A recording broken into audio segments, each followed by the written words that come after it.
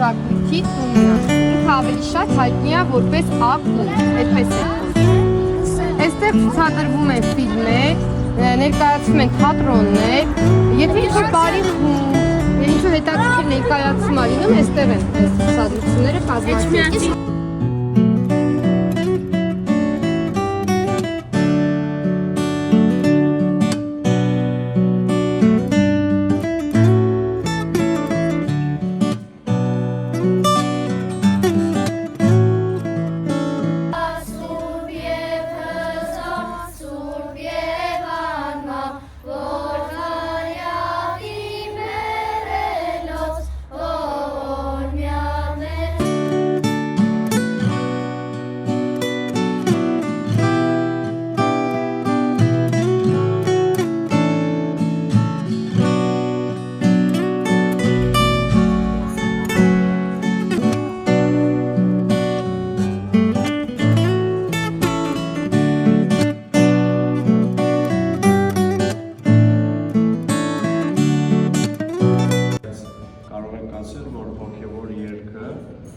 ավելի փառաբանական երգեր են կամ աղոթական մթնոլորտ են ստեղծում կամ աղոթք են,